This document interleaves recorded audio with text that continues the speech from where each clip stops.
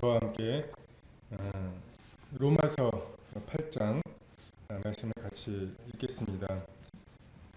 먼저 로마서 8장 1, 2절 말씀입니다.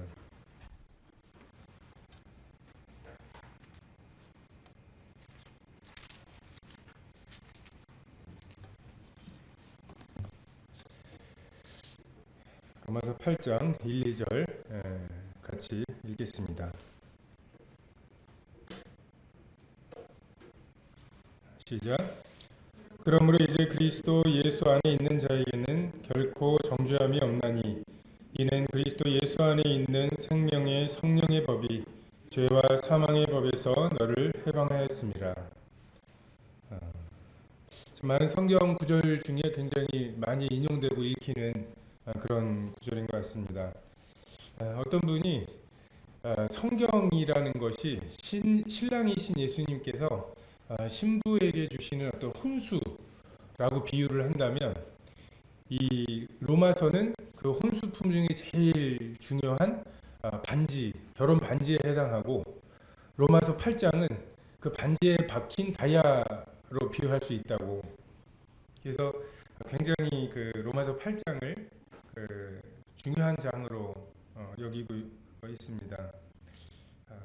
오늘 앞으로도 계속 보시겠지만 그 로마서 8장의 주인공은 성령님이십니다. 그러니까 우리가 아무리 좋은 정말 4대 성인 중에 예수님보다 500년 전에 왔던 그런 사람들이 이야기한 이런 어떤 이론들보다 예수님께서 더 고결한 어떤 명령들을 주셨다 하더라도 그것이 이렇게 내가 그 앞에 온 사람들보다 더 좋은 걸 주니까 네가 지켜봐 라고 말을 한다면 가장 좋은 종교일 수는 있어도 하나님께서 우리에게 주신 신앙일 수는 없습니다. 성령님의 존재가 없이는 정말 우리가 이미 죽은 사람이 이렇게 사는 게 좋다고 하더라라고 하는 가르침을 붙잡고 살아가야 하는 것이 신앙이라면 그것은 뭐 불교의 가르침이나 유교의 가르침과 별 다를 것이 없을 것입니다. 그래서 하나님께서는 정말 이 혼수 중에 가장 중요한 그리고 가장 귀한 부분에 성령님 그리고 모든 종교와 우리가 믿고 있는 신앙이 결정적으로 다르게 여겨지는 이유가 이 성령님의 존재라고 생각이 됩니다.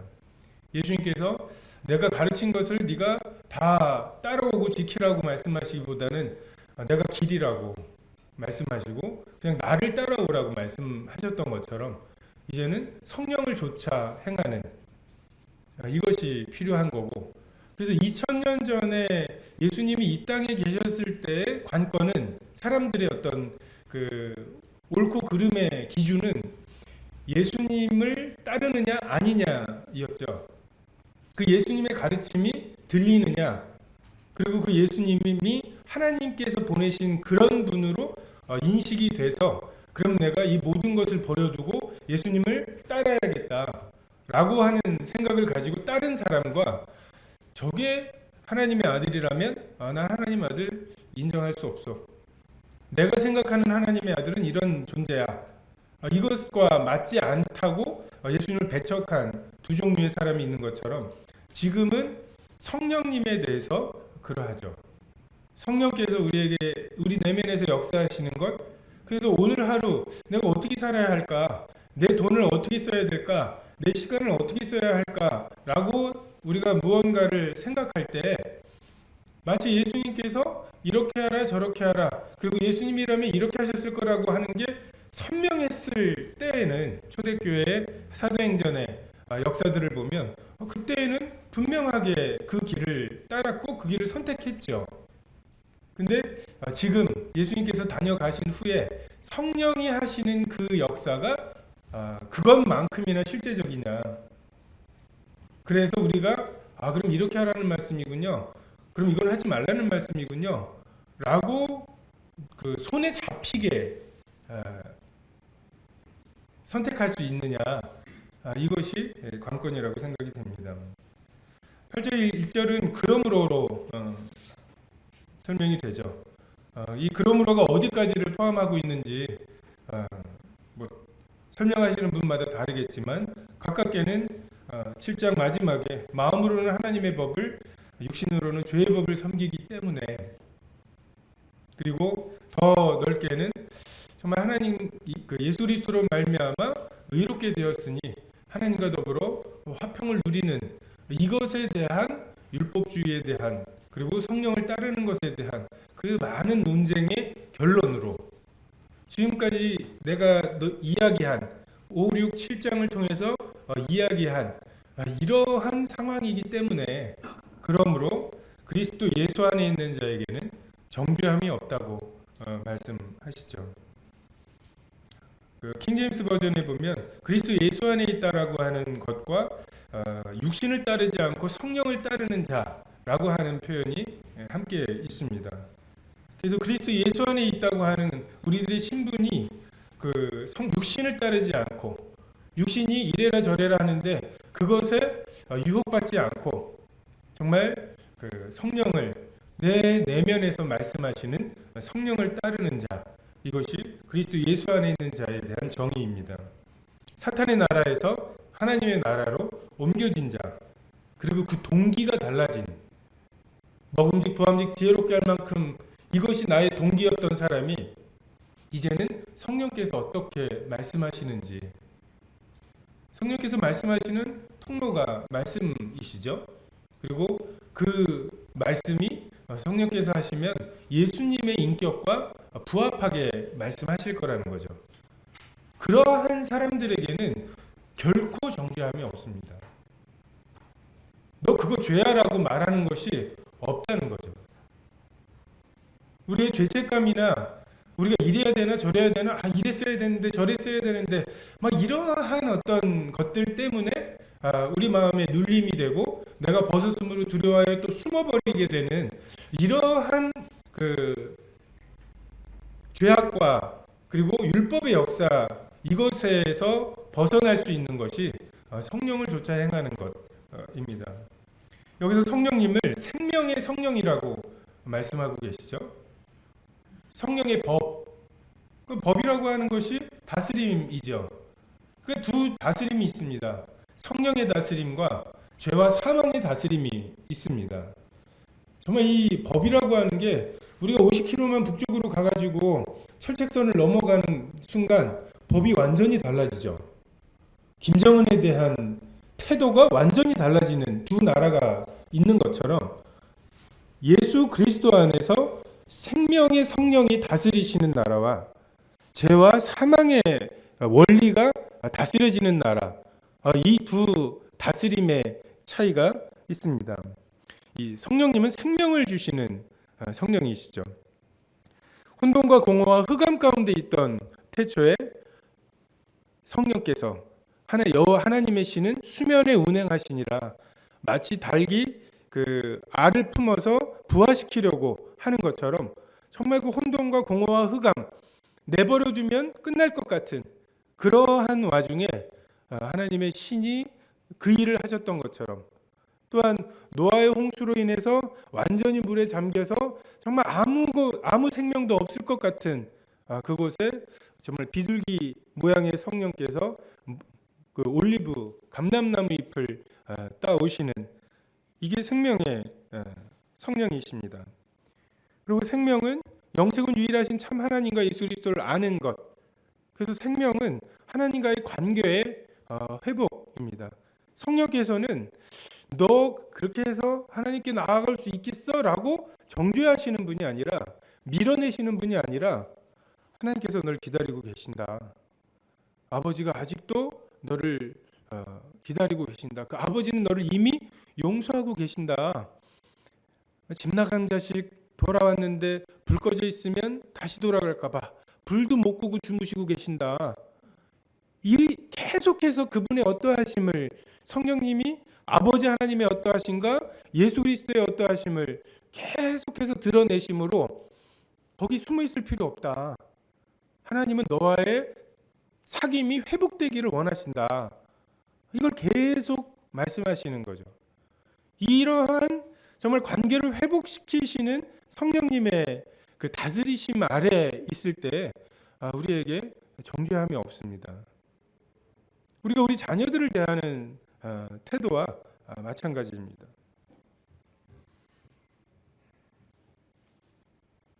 죄와 사망의 법이 있죠. 하나님처럼 된다고 우리를 속이고 우리 속에 선한 것이 있다고 우리의 교만함을 자극하고 그래서 스스로 열심을 내게 만들고 그러면 그럴수록 우리가 우리 속에 죄를 깨닫죠. 근데 자기가 유혹을 해놓고 그 일을 행하면 꼭 송사하는 자, 참소하는 자, 딱 그 역할을 합니다. 정말 간이라도 빼줄 것 같은 친구인 것처럼 다가와 가지고서 이것만 하면 너 만족스러울 거라고 하나님처럼 될 거라고 그렇게 만들어 놓고는 딱 먹자마자 두려움으로 역사하고 그 숨게 만들고 그리고 무화과나무로 해결하게 만드는 이것이 죄와 사망의 다스림입니다. 우리가 죄와 사망 아래 있지 아니하고 정말 생명을 주시는 성령님의 다스리심 아래 있기 때문에 우리에게 결코 정죄함이 없습니다. 반드시 죽는다고 하시면 반드시 죽습니다. 그렇죠? 근데 그걸 죽을까 하노라 했던 것처럼 성경은 결코 정죄함이 없다고 말씀하시면 결코 정죄함이 없는 것입니다. 근데 이 선언은 결코 정죄함이 없다라고 하는 이 말을 누구한테 제일 먼저 하셔야 되냐면 대부분이 나 자신이에요. 내가 나를 정죄하는 가장 심하게 정죄하는 게 그 사탄의 통로로 사용하고 있는 게 사실은 나예요. 내가 나를 굉장히 정죄합니다. 다른 사람은 나의 죄 열매만 보는데 나는 나의 동기를 알아요. 그래서 심리학에서도 막 상담할 때 보면은 가장 늦게 자기 자신을 용서하는 그게 자기 자신이라고. 용서할 때 제일 힘든 게 자기 자신이라고 말합니다. 율법에 대한 요구 이것에 대해서 죽은 사람들 내 속에는 그런 걸 행할 선한 것이 도무지 없다라고 하는 걸 깨달은 사람들 이 사람들에게는 결코 정죄함이 없습니다. 3절에 율법이 육신으로 말미암아 연약하여 할 수 없는 그것을 하나님은 하시나니 곧 죄로 말미암아 자기 아들을 죄 있는 육신의 모양으로 보내어 육신의 죄를 정하사 육신을 따르지 않고 그 영을 따라 행하는 우리에게 율법의 요구가 이루어지게 하려 하심이라고. 육신 속의 선함과 또한 우리의 의지 다시는 하지 말아야지 오늘은 꼭 해야지 이런 의지에 확고함이 있는가 이것을 의지할 것인가 아직도 미련이 있는가 마음으로는 하나님의 법을 육신으로는 죄의 법을 섬기는 정말 이 두 가지 사이에서 언제까지 머문하시겠습니까? 육신의 생각과 영의 생각 우린 육신의 생각하면 굉장히 흉악한 생각을 많이 생각합니다. 로마서 1장에도 보면 하나님께서 부끄러운 욕심에 더러운 정욕에 그리고 상실한 마음대로 내버려 두시니까 그냥 사형에 해당하는 열매들을 맺죠. 근데 여기서 말씀하시는 육신의 생각은 사실 그런 흉악한 생각이라기보다는 율법을 통해서 하나님께 의롭다함을 인정을 받으려고 하는 그러한 내 속에 있는 교만함에 대한 말씀이라고 보는 것이 합당합니다. 지금 5장부터는 믿음으로 의롭다 하심을 받았으니 하나님과 화평을 누리자. 그럼 그 화평함을 그리고 거룩하게 됨을 어떻게 이룰 수 있느냐에 대한 주제이고 이것은 구원받은 칭의의 구원을 받은 거듭난 사람들에 대한 말씀입니다. 근데 이러한 사람들이 여전히 육신의 생각 들어보면 그냥 육신적으로 살 생각, 죄 지을 생각 뭐 이런 율법이 그렇죠. 그냥 눈가림만 하려고 합니다. 율법의 특징이. 그래서 정말 하나님에게 그냥 어쨌든 예배는 드린 거야. 일주일은 내 거야. 해가지고서 그렇게 생각하는 사람뿐만 아니라 어떻게 해서든지 하나님의 나아갈 자격과 뿌듯함을 그리고 담대함을 내가 나의 행위로 이루어 보겠다. 내가 이것마저도 놓치면 정말 나는 걷잡을 수 없이 그 죄를 지을 거다 해가지고 끊임없이 나를 쳐서 그 율법을 지키려고 하는, 이것도 육신에 대한 생각입니다. 죄를 지을 생각, 죄를 즐길 생각도 육신의 생각이지만 죄를 안 지으려고 하는 생각도 결국 죄 생각이잖아요. 그것의 결국은, 육신의 생각의 결국은 결국 사망이에요. 그 쾌락을 쫓아가도 결국은 하나님과의 관계가 단절되는 그 죄책감과 허무함, 이것만 남는 거고, 그리고 내가 나의 의로 하나님께 나아가려고 하는 시도들도 계속해서 내가 하나님께 나아갈 수 없다, 이런 자격으로, 이런 모습으로 무슨 하나님께 나아가? 라고 하면서 계속 나를 정죄하고. 근데 신기한 건 그렇게 내가 나를 정죄하면서 우쭐합니다.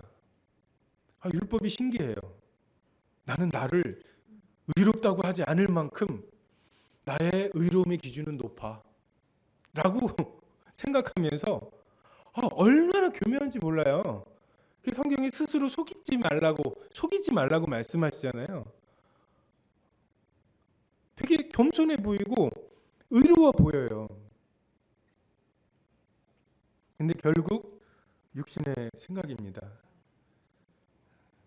우리는 이제 생각의 어떤 방식을 바꿀 필요가 있어요. 어떻게 하지? 이거보다는 어떻게 하죠? 라고. 우리 자꾸만 우리에게 해답이 없어서 질문을 하는데 그 질문을 우리에게 해요. 어떻게 하지? 라고 호들갑을 떨면서. 제가 볼 때 이게 염려와 걱정, 불안, 이게 내가 나에게 질문하기 때문에 생기는 그래서 생기는 결과가 아닌가 싶어요. 아니, 내가 해답이 없어서 질문을 하는데 그 질문을 나에게 하니 해답이 없잖아요. 그러니까 계속 이러면 어떡하지? 이러면 어떡하지? 이러면 어떡하지? 꼬리에 꼬리를 물면서 계속 염려가 새끼에 새끼를 치고, 우리의 질문을 어떻게 하지가 아니라 어떻게 하죠? 라고. 우리 속에 성령님이 실제 하시냐는 거죠. 정말 풍랑이는 그 바다에 예수님이 같이 타고 계시는데 그냥 자기들이 할 만큼은 해봤어요. 물도 퍼보고 이 풍랑을 어떻게 헤쳐보려고. 근데 그러고는 예수님에게 가죠. 그리고 예수님께서 그 문제를 해결해 주시죠. 제자들에게 예수님의 존재와 그분이 이래라 저래라 하시는 말씀이 실제적이었던 것처럼 우리에게도 성령께서 내가 어떻게 하죠? 라고 물어보면 성령께서 이렇게 하지, 이렇게 하는 게 낫겠어 라고 말씀하시는 것이 그만큼 실제적이냐는 것입니다. 그것이 실제적이면 성령의 다스리심 안에서 자유를 누릴 수 있습니다. 근데 그것이 이론이면, 그것이 그냥 교리뿐이면, 그냥 성경을 열어야지 되는 것이라면 이게 더 큰 율법이 되겠죠. 성령을 쫓아야 되는데 이게 율법이 되면 이거는 뭐 진짜 십계명 지키는 것보다 훨씬 더 어려운, 오늘도 성령을 못 쫓았어 하면서 하면은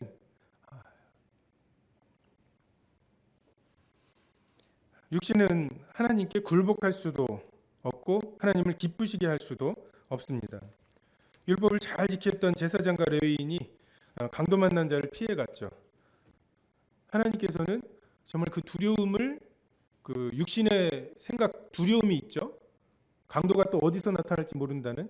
근데 그것을 굴복시키고, 그 육신의 생각을 굴복시키고, 내가 지금 여행 가느라고 지금 준비했던 그 포도주랑 기름, 그리고 내가 타야 하는 짐승인데 그것을 내가 타고 싶은, 내가 누리고 싶은 이것을 굴복시키고, 정말 하나님이 긍휼함이라고 하는 이정표로 저 사람을 도우라고 하는 이것에 굴복하고, 하나님의 법에 굴복하고, 그래서 정말 그를 여관에 누이고 비용을 대고 돌아오면 내가 더 주겠다고 그렇게 하심으로 하나님의 기뻐하시는 한 장면.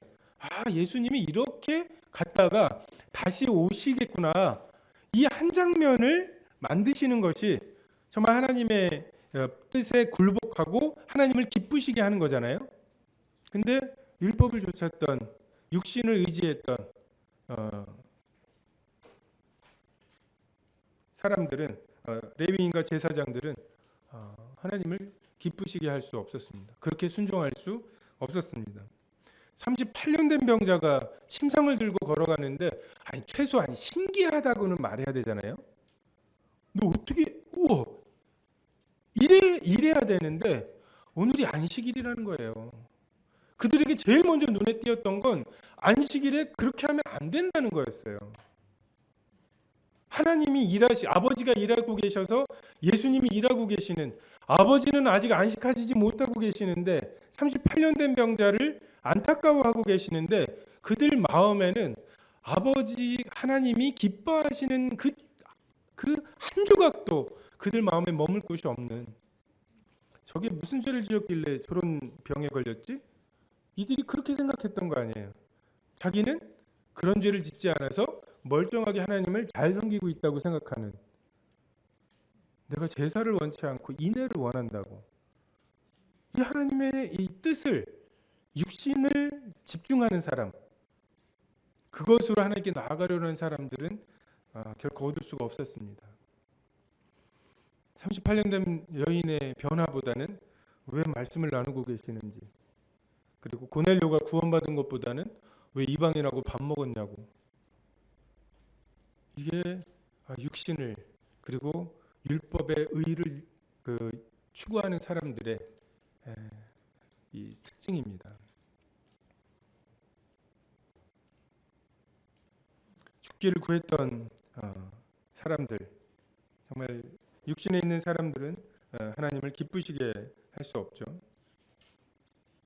주님 앞에서 정말 자기 육신에 대해서 그러한 것이 필요합니다. 엘리야가 죽기를 구했죠. 다니엘도 거의 죽을 뻔 했죠. 정말 그렇게, 내가 하나님 앞에서 아무것도 아니구나. 정말 다니엘은 욥, 다니엘, 노아, 이 세 사람이 의인의 대표잖아요. 근데 그 다니엘조차도 정말 하나님이 70일을 정하시고 정말 그 만대를 정하시는 그 하나님 앞에서 자기가 아무것도 아니라는 것을 발견하게 되는, 정말 이것이 하나님 앞에 하나님께 굴복하고 하나님을 기쁘시게 하는 것에 반드시 필요합니다. 9절에 만일 너희 속에 하나님의 영이 거하시면 너희가 육신에 있지 아니하고 영에 있나니 누구든지 그리스도의 영이 없으면 그리스도의 사람이 아니라고. 그리스도의 영, 하나님의 영이 거하시는 것, 이제 나에게 묻지 않아도 돼요. 참 은혜 위에 은혜라는 말씀이 있지만 성경을 읽다 보면 이게 은혜 위에 은혜가 아니라 은혜 위에 은혜 위에 은혜 위에 은혜죠. 지난 주일에도 우리가 욥기를 봤지만 정말 그 룻이 뭘 상상하고 왔을까요? 시아버지랑 두 아들이 죽어요. 과부 셋이 얼마나 처량했겠습니까? 그리고 어머니를 통해서 정말 모압 사람들에 대한 이스라엘 사람들의 어떤 태도나 이런 것들은 알았을 거예요. 근데 어머니의 하나님이 나의 하나님이 되실 거라고, 죽는 것 외에는 이 결단을 하고 그를 따랐죠. 정말 최악의 상황 속에서 뭐 복을 주셔가지고서 더 이제 풍족해져서 가는 것도 아니고, 정말 최악의 상황인데 룻은 그 와중에 나오미의 하나님을 발견했죠. 그래서 나오미의 하나님을 발견한 그가 그런 결단을 했습니다. 근데 가서 보니까 생각보다 호의적이에요. 이삭을 줍는데 이삭이 많아요. 은혜죠. 그리고 그 보아스가 어여삐 여기고 그것에 결혼을 하고 자식을 낳는 것만 해도 은혜 위에 은혜 위에 은혜죠.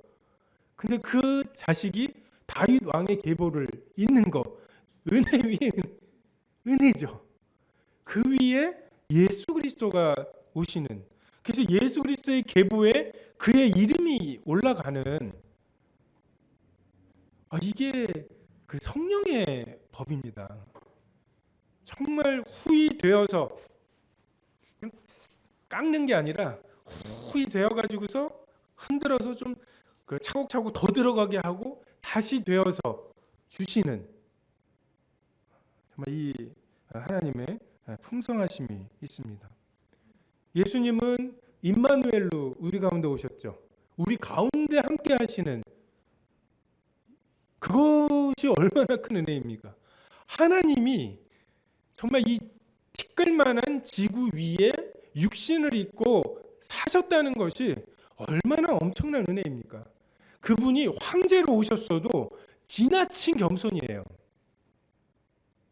우리가 먹는 흙에서 나는 걸 먹는 것 자체가 하물며 엄마 뱃속에 마리아 뱃속에 10달을 계시고 정말 우리가 아이 태어나면 혼자 뒤집지도 못하는 이걸 경험하셨다는 것, 그리고 그분이 임마누엘 하셔서 하나님이 우리와 함께 하신다. 이것만 해도 은혜인데 이제는 우리 가운데 계시는 게 아니라 우리 안에 계시는 이 은혜를 위해서 주님께서 그 우리 가운데 계시는 경험을 하셨습니다.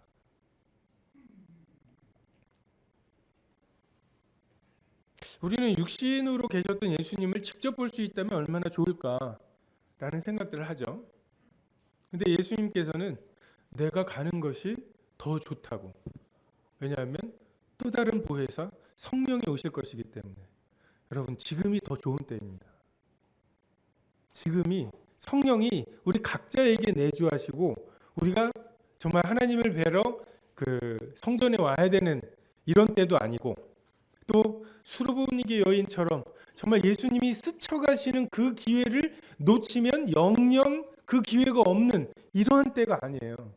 성령이 우리 속에 거하시는, 죄가 불법이잖아요. 법이 없는 게 죄인데 이제는 하나님께서 성령을 우리 마음 가운데 두셨어요. 이 성령께 물으면 우리가 어떻게 행해야 할지를 분명하게 말씀하시는, 얼마나 분명하게요? 예수님이 제자들에게 말씀하시는 것보다 더 분명하게 말씀하실 수 있는 그러한 때입니다. 정말 하나님의 영이 거하는가? 몸은 죄로 말미암아 죽었지만 영은 의로 말미암아 살아 있습니다. 정말 그리스도의 죽음과 부활의 연합이죠. 정말 예수를 죽은 자 가운데서 살리신 생명의 영, 정말 생명의 성령, 이분이 세상 죄를 지고 가시는 그 하나님의 그 진노 중에 죽으신 예수님을 살리신 생명의 성령의 우리를, 그 성령께서 죄로 죽은 우리를 살리실 수 있다. 우리는 자꾸만 죄는 실제적이고 성령님의 역사는 굉장히 이론적이라고 생각을 합니다. 우리가 죄인이라는 것은 믿을 필요 없죠. 믿으려고 애를 쓸 필요가 없죠. 너무나 실제적이기 때문에. 근데 성령의 내주하심과 그분이 우리에게 말씀하실 수 있다는 것도 죄가 실제적인 것만큼 실제적이신가요? 이것이 지금 성경에서 말씀하시고 있는 성령님의 실제입니다. 정말 성령님이 실제하신다면 이 모든 문제가 해결이 되는 거죠. 12절, 그러므로 형제들아 우리가 빚진 자로 돼 육신에게 져서 육신대로 살 것이 아니니라. 너희가 육신대로 살면 반드시 죽을 것이로되 영으로서 몸의 행실을 죽이면 살리니. 우리는 빚진 자들입니다. 예수님이 내 죄를 위해서 십자가에 달려 돌아가셨기 때문에 우리는 더 이상 죄가 없다. 이것보다는 예수님이 우리 죄를 위해서 대신 죽으셔서 졌기 때문에 우리는 이제 예수님에게 빚이 있다. 이 말이 맞죠? 제가 빚이 100만 원이 있었는데 그 빚을 다른 누군가가 대신 갚아줬다면 내가 이 사람한테 빚졌는데 이제 더 이상 이 사람한테 빚이 있는 게 아니라 이걸 대신 갚아준 이분에게 내가 빚이 있는 거죠. 이제 이게 빚이 없어졌기 때문에 이제 내 마음대로 살아야 된다. 이건 말이 안 맞는 말입니다. 육신대로 살면 반드시 죽을 것이로되. 여러분, 반드시 죽습니다. 반드시 하나님과의 관계가 멀어집니다. 내가 벗었으므로 두려워하여 숨게 됩니다. 영으로서 몸의 행실을 죽여야 된다고. 성령으로 우리 몸의 행실을 죽이는 것. 이것이 우리 몸의 그 습관들, 이것을 죽일 수 있는 유일한 방법입니다. 율법은 육으로서 육의 행실을 죽이는 방법이에요. 마치 학교에서 아이들 그 봉사 정신을 높인다는 명목인데 봉사활동을 억지로 시켜요. 그리고 그 동기가 너가 봉사활동 10시간을 하면 봉사활동 10시간을 했다고 하는 그 기록 때문에 네가 더 좋은 대학에 갈 거야. 이런 거죠. 봉사활동이라는 건 자기 이기심을 좀 포기하고 남들 좋은 일을 하는 거잖아요. 그 이기심을 좀 낮추는 일인데 그것을 여기서 이기심을 조금 낮추면 더 많은 이기심, 그러니까 더 좋은 거를 주겠다. 이게 동기가 되어서 이것을 하는 것은 육으로 육의 행실을 죽이는 것입니다. 우리는 더 많은 의로움을 쌓게 돼요. 내가 봉사까지 했어 하는 영으로서 육의 행실을 죽이는, 정말 성령에 몰입되어서 성령께서 말씀하시는 것을 행하다 보니까 선악과 거기는 지금 몰랐어. 그냥 너무 하나님께서 주신 임의로 먹으라고 하신 풍성함을 누리다 보니까 죽을 때까지 선악과를 미처 선악과까지 순서가 가지 않는, 이것이 성령을 조차 행하는 사람들이 정말 죄와 상관없이 살아가는 그러한 삶의 비결입니다. 8장 13절은 제가 거듭난 말씀, 1991년 1월 달에 캠프 때 첫날 난 구원 안 받았구나. 그 전까지 한 3년 동안 죄와 싸우다가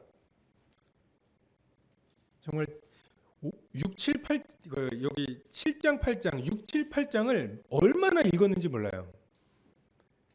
죄를 짓고 저는 그때 이제 구원받고 침례까지 받은 상태였기 때문에 그럼 거룩하게 살아야 되는데 거룩하게 못 살겠는 거예요. 거룩하게 살아야지.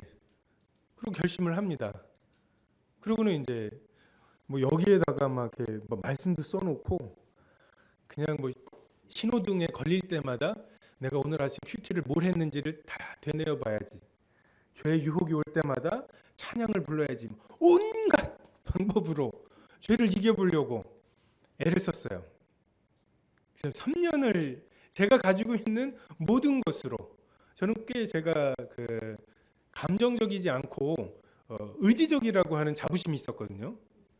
감정이라고 하는 거는 허상이야. 슬픔, 그거는 뇌 회로에서 이걸 다 컴퓨터 알고리즘으로 해결할 수 있다고 생각을 했어요. 그래서 제가 가지고 있는 모든 의지로, 모든 어떤 방법으로 싸우다가 완벽하게 지고, 그러고 나서 그 캠프를 가서 첫날 말씀을 들으면서 난 구원받은 게 아니다. 둘째 날 그 구도자반에 갔습니다.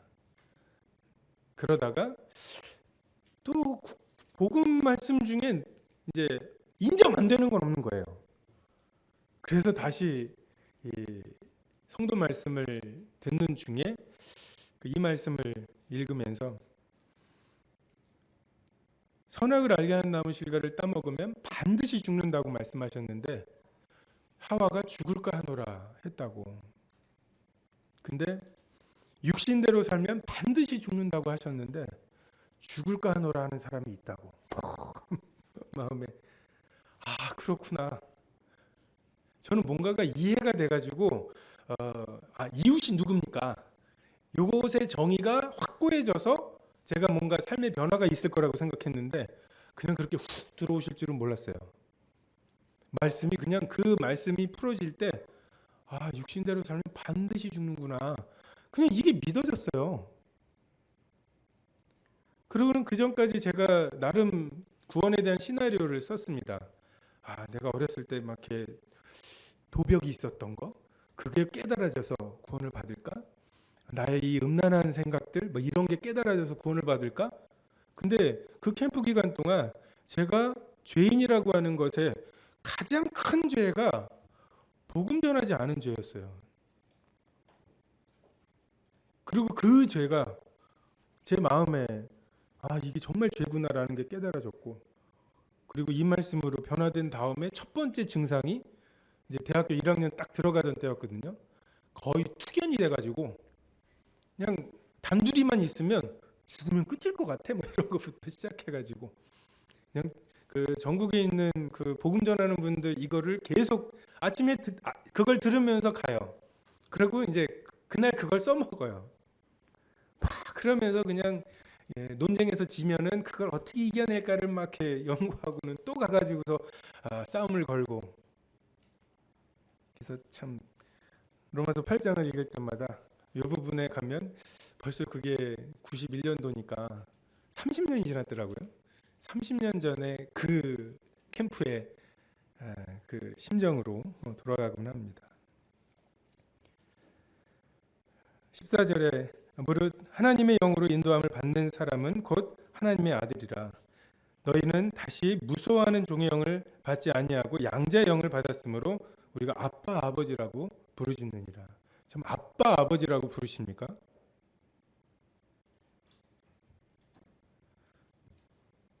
하나님의 영으로 인도하심을 받는 사람, 이것이 하나님의 아들의 증거입니다. 예수님의 생명이죠. 예수님이 그렇게 사셨잖아요. 성령의 인도하심을 받아서 사셨잖아요. 하나님의 자녀됨의 증거는 하나님과 그분의 말씀에 대한 태도의 변화가 있습니다. 구원받은 이후에 하나님에 대해서 그리고 그분의 말씀에 대한 태도가 바뀌어요.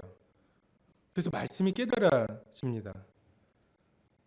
그리고 성부 성자를 대신하고 계시는 성령님을 알아보고 그분을 따르려는 어떤 우리 마음의 소원이 있고 실제로 그분을 따라갑니다. 우리가 성령의 근심하심을 견딜 수 없는 사람들이 돼버린 거예요. 그냥 우리 옛 습관이 있죠. 그래서 그 습관 때문에 뭔가 범죄를 할 때 율법을 따르는 사람들은 내가 리스트를 적어서 체크리스트를 해서 요거까지 했으면 완벽한데 이런 뿌듯함이 깨진 것에 대한 안타까움이라면 성령을 따르는 사람들, 그런 사람들이 실수했을 때에는 그 성령님, 그분의 근심하심, 그분과의 인격적인 관계가 깨어진 것, 이것이 안타까운 거죠. 우리에게는 양자의 영을 주셨습니다. 율법에 매여 종의 영을 가진 사람들은 계속 무화과나무 밑에 숨어서 내가 벗었으므로 두려워하여 숨었나이다. 그것이 겸손인 줄 알고, 그리고 얼기설기 만든 그 무화과나무가 아직 마르기 직전까지는 우쭐해 가지고서 그게 얼마나 자기의 부끄러움을 가릴 수 없는 것인지 모르고 부끄러운 줄 모르고 다니는 거죠. 이스라엘 백성들도 그 기껏 율법을 주시면 우리가 다 지켜 행하겠다고 말해놓고는 말씀을 주실 때 어땠습니까? 직접 말씀하지 마시라고. 두려워하는 종의 영이죠. 근데 우리는 지금 주님께서 우리에게 직접 말씀해 주시기를 사모하는 이러한 사람들이 되었습니다. 우리에게 주신 영이 아들의 영이죠. 성령이 친히 우리의 영과 더불어 우리가 하나님의 자녀인 것을 증언하신다고. 정말 세상 죄를 지고 가신 그 아들과 그 아들을 공의로 대하셔야 되는 아버지. 정말 이 성부와 성자의 그 십자가의 희생을 통해서 완전히 분리되셨죠. 근데 이 분리된, 정말 완벽하게 분리된 이 두 성부와 성자를 성령께서 다시 이어주셨죠. 생명의 성령께서. 마찬가지로 정말 죄로 인해서 분리된 하나님과 우리 사이를 이 성령께서 다시 연결해 주실 것입니다. 성령께서 친히 증거하시죠. 여러분, 이게 증거입니다. 이게 순교하는 이유예요. 저는 딱 구원받고 이게 믿어지는 거구나. 그래서 쉽다는 거였구나. 저는 막 가드 올리고 하나님하고 그렇다면 내가 여기까지는 할 텐데 이건 어떻게 하죠? 전 그럴 자신 없는데요. 아이 그래도 해야 되겠죠? 막 이러고 싸우고 있었는데 하나님이 내 마음을 그렇게 송두리째 순식간에 바꿔버리실 줄은 몰랐어요. 듣기는 많이 들었는데 진짜 내게 그런 일이 일어날 줄은 몰랐어요. 그리고 제가 든 생각이 저는 그 전까지만 해도 구원받기 그 경험을 하기 전까지만 해도 저희 어렸을 때 막 그 8.15 때 되면은 막 손톱에 막 이렇게 고문하는 거 있잖아요. 일제 치하에서 고문당하고 막 6.25 때 되면은 막 북한이 그 고문하고 막 이러는 걸 굉장히 그 적개심을 불러일으키기 위해서 그랬는지 굉장히 적나라하게 보여줬거든요. 저는 그 자신이 없었어요. 어떻게 저렇게 하지? 아니 총 쏴서 죽이거나 목 잘라 죽이는 거는 뭐 이렇게 그냥 뭐 하고 이제 할 수가 있을 것 같은데 하나씩 하나씩 그렇게 하면서 아직도 몇 개 남았다고 말하고 안 불어? 뭐 이러면서 얘기하고 하면 저걸 어떻게 견디지? 이런 생각이 있었거든요. 그런 두려움이. 근데 그 믿어지는 순간 아 이래서 순교를 하는구나. 이것을 없다고 말할 수가 없구나. 이 경험을 한 적이 없는 것처럼 예수님을 부인할 수는 없겠구나. 라는 생각이 들었습니다. 이것이 성령이 친히 우리 영으로 증거하시는 거죠. 이 증거가 있는 사람들은 어디다 갖다 놔도 살아납니다. 견딜 뿐만 아니라 열매를 맺습니다. 다 엎드려서 신상에게 절할 때 안 엎드리는 사람들이 있습니다.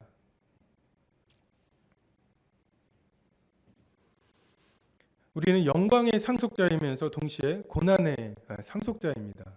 그리스도의 고난에 함께하는 것 이것이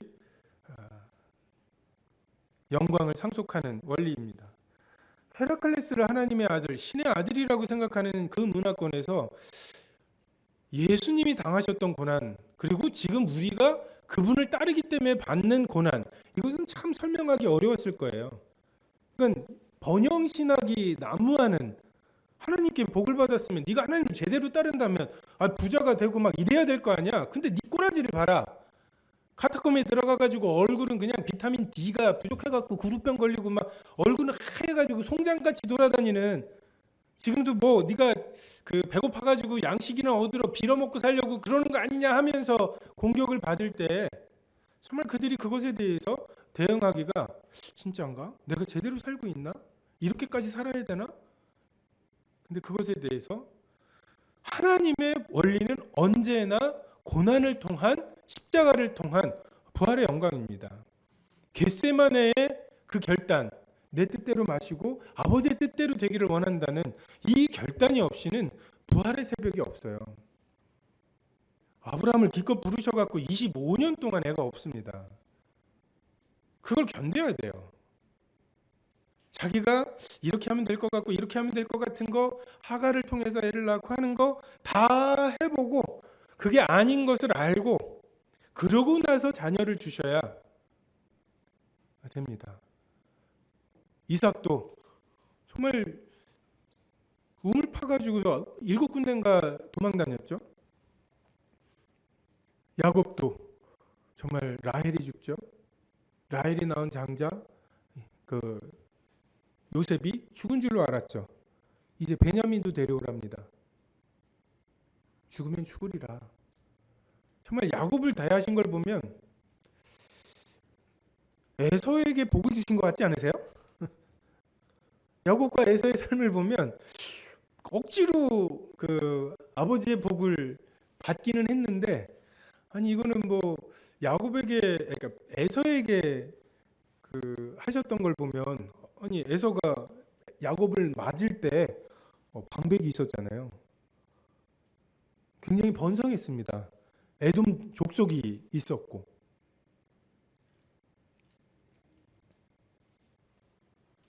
사랑받는 아들에서 죄수로 낮아져야 했던 요셉 그 다음에 높이시는 게 원래 하나님의 방법이에요.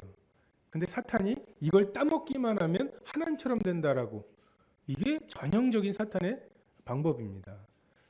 여러분, 우리는 지금은 고난을 받아야 합니다. 우리는 이렇게 말씀을 편식하는 경향이 있어요. 똑같은 말씀을 들어도 자기한테 좋은 말씀이 있죠. 욥도 부자였고 아브라함도 부자였고 뭐 이런 것들. 이런 것들은 그냥 깊이 들어가 가지고 잊혀지지도 않아요. 근데 그냥 고난에 대한 말씀은 좀 어떻게 피할 수 없을까? 현재의 고난 18절에 생각하건대 현재의 고난은 장차 우리에게 나타날 영광과 비교할 수 없다고. 우리보다 긍휼이 훨씬 많으신 분이 정말 그 많은 그 성도들의 죽음에 대해서 묵인하신 것을 보면 참 믿음이 흔들릴 때가 있습니다. 저도 전에 한번 나이지리아인가 거기에서 정말 그 구덩이를 파놓고 그 그리스도인들을 쫙 묻어놓고 다 죽이거나 기절시킨 다음에 불을 그 휘발유를 뿌려서 불을 지르고 있었어요. 근데 어떤 사람이 아직 안 죽은 거예요.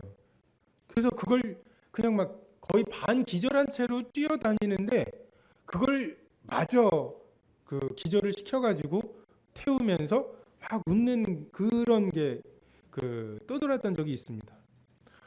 정말 하나님이 계시다면 어떻게 그런 자기 자녀들이 그렇게 당하는데 침묵하실 수 있을까? 정말 우리 주변에서 그걸 당하지 않아서 그렇지 정말 그러한 회의가 될 수 있을 것 같아요. 근데 그러한 질문에 대한 대답이 이게 아닌가 싶습니다. 정말 어떻게 그걸 가만 놔두실까 하는데 현재의 고난이 장차 받을 영광과 좋게 비교할 수 없는, 회사에서도 아니 어떻게 이걸 했는데 또 이걸 시켜요라고 말할 수 있지만 그것에 대해서 그가 한 고생보다 훨씬 더 엄청난 것으로 갚아줄 작정이라면 이거 했으니까 이것도 마저 해 라고 할 수 있겠죠. 사막을 걸어가는데 힘들어 죽겠는데 돌을 몇 개 배낭에서 집어넣으라고. 근데 나중에 도착해 보니까 그 돌이 그 보석이 되어 있다면 정말 우리 마음에 두 가지 생각이 들겠죠. 감사하다. 몇 개 더 넣을 걸. 정말 도랑아리에 물을 가득 담았기 때문에 그 가득 담긴 6항아리가 포도주가 된 거죠. 마찬가지로 우리에게 하나님께서 명령하신 그것에 대해서 우리가 어느 정도까지 정말 그 그리스도의 남은 고난이 있다고 말씀하시잖아요. 그리스도께서 그 십자가에서 받아야 될 고난을 다 받으신 게 아니라 우리를 위해 남겨놓으신 고난이 있습니다. 우리가 그걸 마저 당해야 합니다. 왜요? 그분의 영광에 동참하기 위해서, 정말 그분의 영광의 상속자가 되기 위해서 그러합니다. 우린 지금 허무한데 굴복하고 있죠. 몸이 하루하루가 다르다고. 이건 23살, 4살짜리들도 그래요. 23살짜리들이 23살 되니까 회복력이 다르다는 막 이런 소리를 합니다. 늙어가고 노쇠하고 그리고 우리가 의지했던 많은 것들이, 제가 한 10년 전만 해도 축구를 못하게 되는 나이가 되면 무슨 낙으로 살지 했거든요. 근데 10년 전 한 44살 정도에 더 이상 공 때문에 뛰기 싫다. 부딪혀가지고 넘어지면 안 낫는 거예요. 뭐 제가 뭐 발기술이 있습니까? 뭐가 있습니까? 어쨌든 뛰어가가지고 뭐 이렇게 못하게 이렇게 끈적끈적하게 해야 되는데 뛰어가기도 힘들고 뛰어갔다가 부딪혀가지고 낙이 없어지는 거죠. 낙이 없다고 할 해가 가까워지는 거죠. 열조들의 길로 가고 있는 겁니다. 점점 죽을 것이고, 그리고 점점점 완성되어 가는 게 아니라 점점점 후퇴해 갈 겁니다. 허무한데 굴복하게 될 거예요. 문제는 1,000원을 주고서 이걸 샀으면 잘 산 거죠. 1억을 주고서 강남에 아파트를 산 거면 잘 산 겁니다. 이 고난을 주고 우리의 인생을 주고 무엇을 샀느냐가 관건입니다.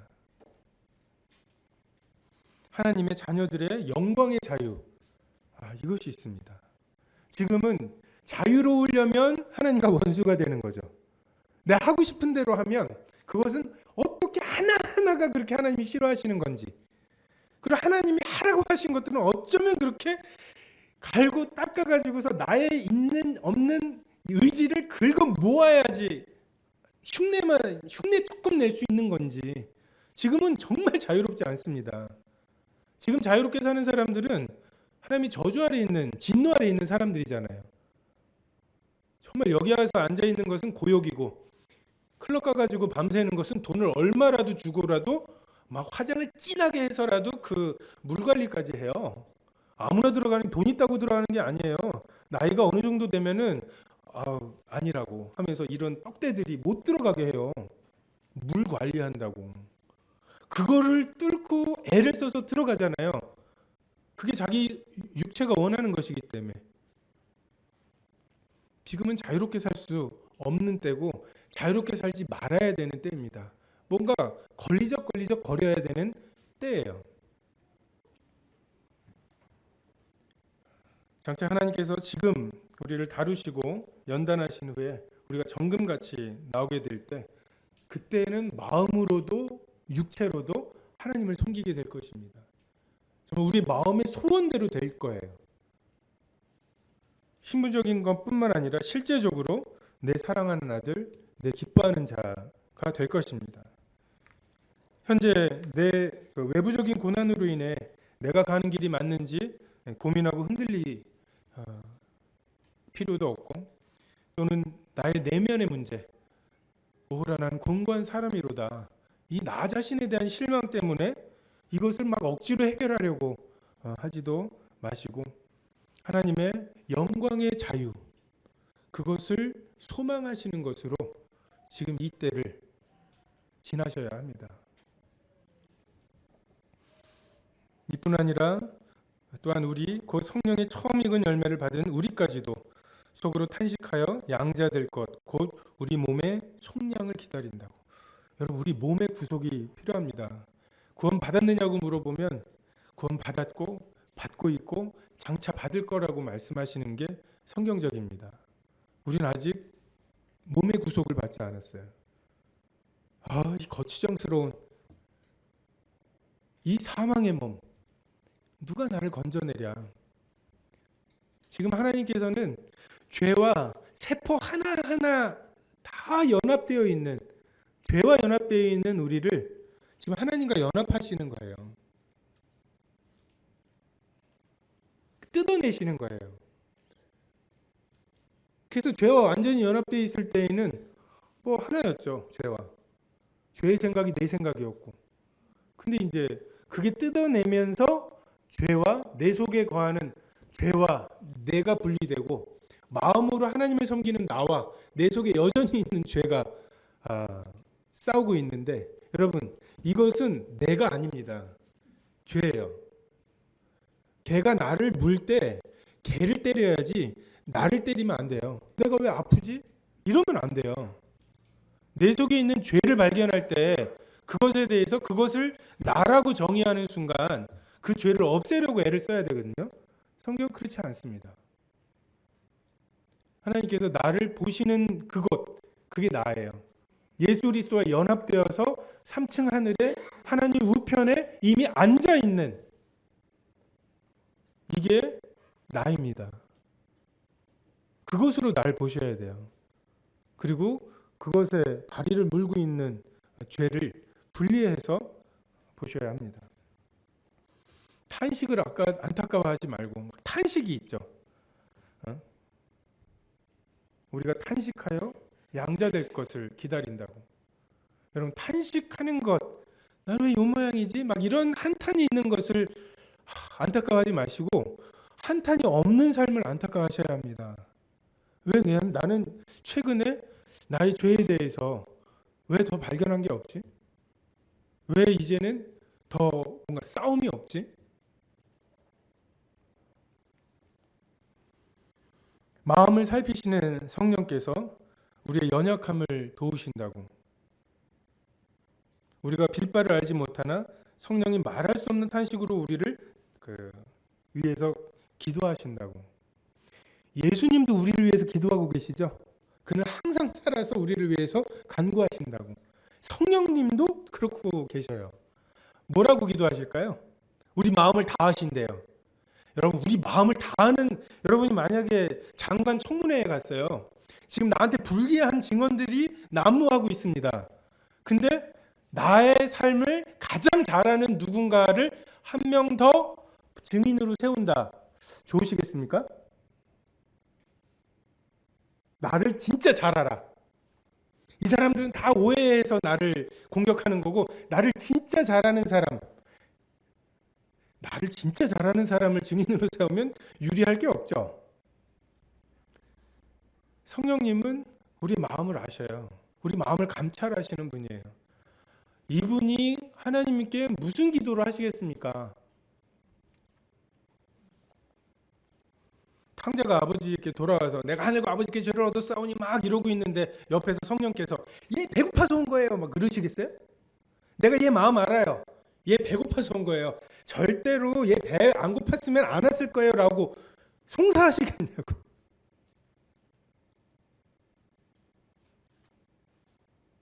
예수님이 하셨던 것처럼 하셨을 거예요. 내가 낳고자 하느냐, 날 넣어줄 사람이 없습니다. 아, 낳고 싶다고 이렇게 알아들어 주신 거 아니에요. 그냥 막 고쳐주려고 작정을 하시고 물어본 다음에 입만 열면 대답했어 하고서, 이게 예수님의 중보였고, 나도 너를 정죄하지 않는다. 하나님 아버지여, 저들의 죄를 사하여 주십시오. 저들이 하는 짓을 알지 못합니다. 이게 예수님의 중보이시잖아요. 정말 아들의 영, 성령도 같은 성품으로 우리에 대해서 중보하실 거예요. 우리가 빌바를 알지 못하고 우리가 우리 기도한 것에 응답으로 산다면 얼마나 우리 삶이 피폐하겠습니까? 예수님과 성령께서 정말 하나님 앞에서 우리를 대신해서 간구하시는 이 간구가 우리의 소망입니다. 우리와 알거니와 28절에 하나님을 사랑하는 자 곧 그의 뜻대로 부르심을 입은 자들에게는 모든 것이 합력하여 선을 이루느니라. 여러분, 하나님을 사랑하는 것이 그의 뜻대로 부르심을 입은 자와 같은 의미입니다. 하나님을 사랑하는 자, 곧 그의 뜻대로 부르심을 입은 자. 하나님의 뜻대로 부르심을 입은 자들은 하나님을 사랑합니다. 모든 것이 합력하여 선을 이룹니다. 우리가 야곱의 예를 보았죠. 정말 낳기도 전에 내가 에서는 미워하고 야곱은 사랑해요. 미리 아시고 태어나서 무언가를 해서 자격을 얻거나 않거나가 아니라 미리 아신 자들을 부르시고, 부르신 자들을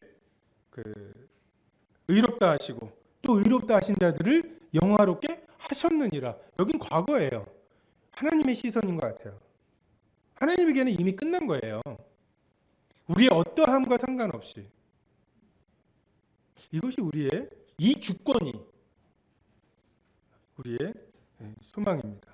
이 하나님이 이 완전한 주권으로 정말 모든 것이 합력하여 선을 이룬다고 하셨잖아요. 여러분, 이 우주에 일어나는 모든 일들 있죠? 이게 우리의 선함을 위해서 하나님께서 일하고 계신 거예요. 저 별, 우리가 별을 얼마나 봅니까?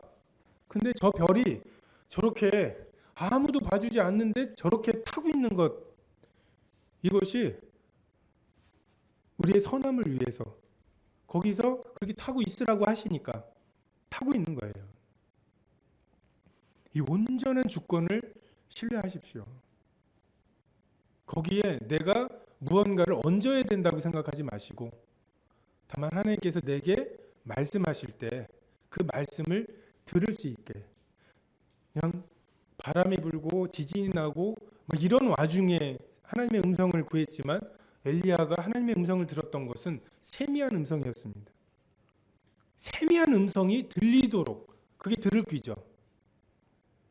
이것이 되어 있으면 정말 이 우주가 나를 중심으로 하나님께서 돌리고 계신 것을 알 수 있습니다.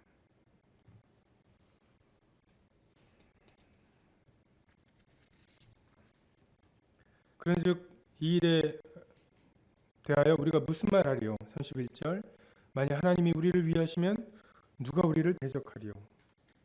자기 아들을 아끼지 아니하시고 우리 모든 사람을 위하여 내어주시니가 어찌 그 아들과 함께 모든 것을 우리에게 주시지 않겠느냐. 여러분 아들을 아끼지 않으셨다고. 제가 학교에서 뭐 점심시간에 아이들 복음 전하고 그래서 아이들 좀 늦게 밥을 늦게 먹으니까 초코파이를 하나씩 줘요. 근데 초코파이 어떻게 하면 싸게 살까 막 인터넷으로 삽니다. 싸게 살려고. 근데 아이들은 뭐 이렇게 뭐 스니커즈나 뭐 이런 거 사주면 좋아하죠. 그래서 가끔 스니커즈를 사요. 2+1으로. 2+1이 없으면 안 샀을 거예요. 저는 아껴요. 초코파이보다는 제 사랑은 초코파이보다는 크고 스니커즈보다는 작은. 이게 저의 아들을 아끼지 않으신 하나님을 지금 말씀하고 계신 거예요. 아들을 아끼지 않으신 분이 무엇을 아끼시겠냐고. 근데 무엇이 부족해서 하나님께 종의 그 영, 두려워하는 영으로 나아가려고 하느냐는 정말 이 사랑의 확증, 그냥 낙인이 찍혀야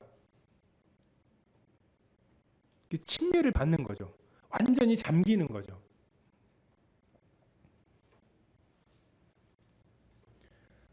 누가 정죄하리요? 누가 끊으리요? 여러분 그 누가에 내가 들어가지 않도록 조심하셔야 합니다. 내가 나를 정죄하지 마셔야 돼요. 그 주님께서 그냥 주님 말씀하셨잖아요. 요한일서에 호모로게오 같은 말을 하다.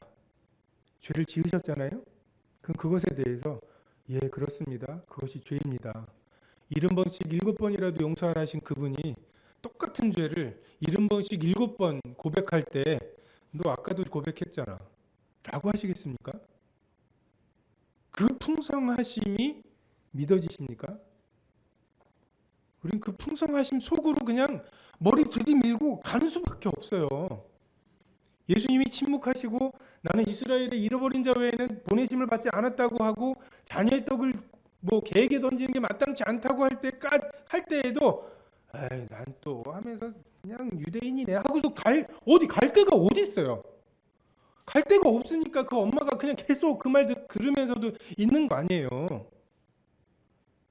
그냥 거기에 들이밀고 그냥 개입니다 하고서 주님 앞에서 버티는 것, 그것에 대해서 주님이 너 나 믿는구나.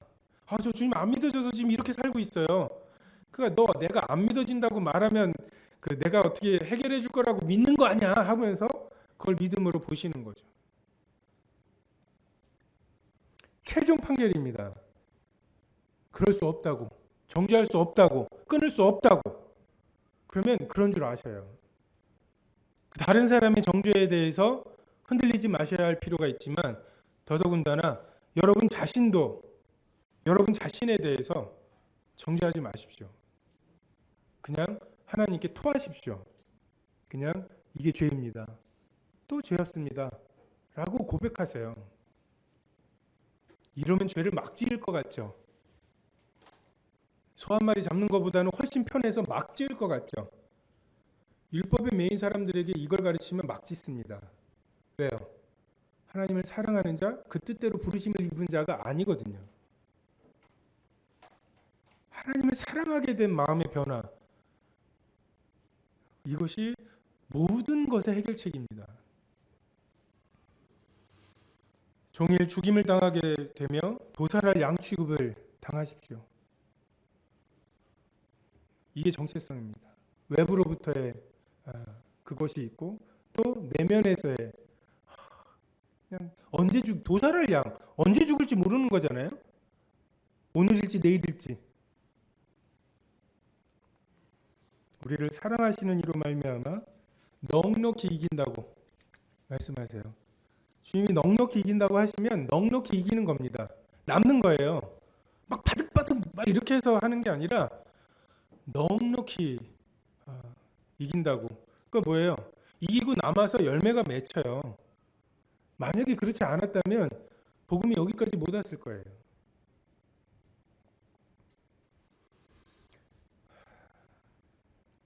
39절 보면 높음이나 기쁨이나 다른 어떤 피조물이라도 우리를 우리 주 예수 그리스도 안에 있는 하나님의 사랑에서 끊을 수 없으리라. 이것은 하나님께서 다시는 내가 너를 버리지 않겠다라는 그 표현이 아니라 뺏기지 않겠다는 표현이에요. 아버지가 탕자를 쫓아내지 않겠다고 하는 은혜가 아니라 다시는 내가 너를 놓치지 않겠다라고 하는 그 끌어안음입니다. 로마서 5장 1절에서 시작된 구원받았는데 어떻게 살지? 하나님과의 그 거룩한 삶 또는 하나님과의 화평은 어떻게 누리지? 그러므로 우리가 믿음으로 의롭다 하심을 받았으니 우리 주 예수 그리스도로 말미암아 하나님과 화평을 누리자. 이것에서 시작한 그 율법으로 해야 하느냐 또는 은혜로만도 가능하냐? 이것에 대한 최종적인 대답입니다. 결국은 사랑이죠. 하나님의 사랑에 대한 완전한 확증. 이것이 우리가 당하고 있는 모든 문제들, 여러분 모든 문제입니다. 모든 문제들에 대한 해답이고 정말 경우는 2000년 전에 당했던 사람들의 경우와 지금 우리가 당하고 있는 경우는 많이 달라 보일 수 있어요. 하지만 그 모든 문제에 대해서 이 모든 것이 합력하여 선을 이루게 하시는 그분이 나를 사랑하시는 분이다 라고 하는 것으로 해결할 수 있습니다. 그래서 우리 주 예수 그리스도로 말미암아 하나님과 정말 화평을 누리시고 아침에 일어나셔서 아빠라고 한번 불러보시고 정말 아빠 아버지이신가? 정말 그 자유함 그리고 예수님이 마치 옆에 계신 것처럼 성령께서 내게 무엇이라고 말씀하시는지 그것을 경험하시는 정말 생명과 성령의 법 그 다스리심을 누리시고 그래서 결코 정죄함이 없다고 결코 끊을 수 없다고 말씀하시는 이 하나님의 그 신분을 우리의 실제 속에 누리시게 되기를 바랍니다. 기도하시겠습니다.